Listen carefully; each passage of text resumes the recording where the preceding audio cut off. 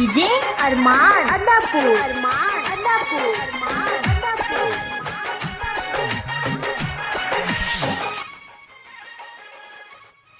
तोहरा के चाहनी हो जान से ज्यादा, तब काहे तोड़ गइला कसम वादा। प्यार कबो कइनी नहीं तोहरा से कम हो, प्यार कबो कइनी नहीं तोहरा से कम। तब देखे काहे गइला जान तोहफा में गम, तब देखे काहे गइला जान तोहफा में गम।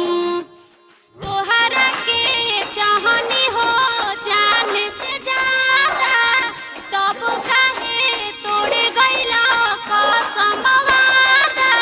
प्यार कबो कइनी नहीं तोहरा से कम हो, प्यार कबो कइनी नहीं तोहरा से कम।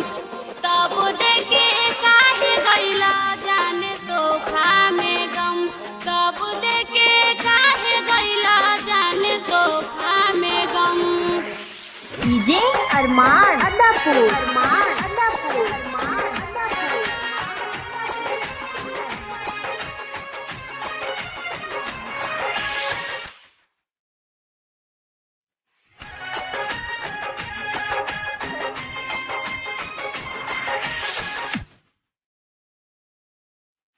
हमरा के कहत रहला सनम जान जान हो, प्यार क के झूठो हमके कइला बदनाम हो, कइला बदनाम हो।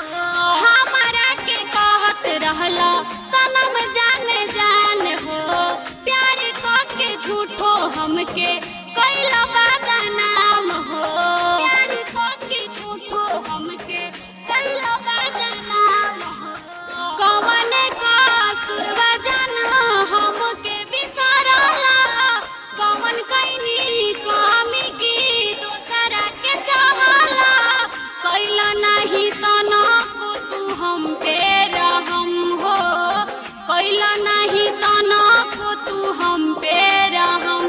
तब देखे काहे गइला जान तोहफा में गम, तब देखे काहे गइला जान तोहफा में गम।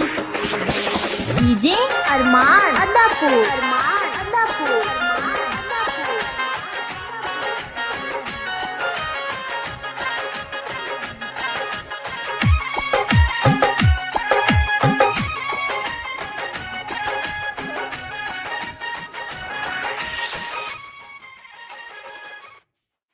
मुन्ना राजा मनला नाही हमरो तू बात हो, जेपी संगे मिलके हमसे कोई दिहला घात हो, कोई दिहला घात हो। मुन्ना राजा मनला नाही हमरो तू बात हो, जेपी संगे मिलके हमसे कोई दिहला घात हो, जेपी संगे मिलके हमसे कोई दिहला घात हो। कैसे तू भूल गइला रागिनी के प्यार के, चल गइला जीते जी तू हमरा के मार के। सोची सोची बात आँख हो जाता नम हो, सोची सोची बात आँख हो जाता नम।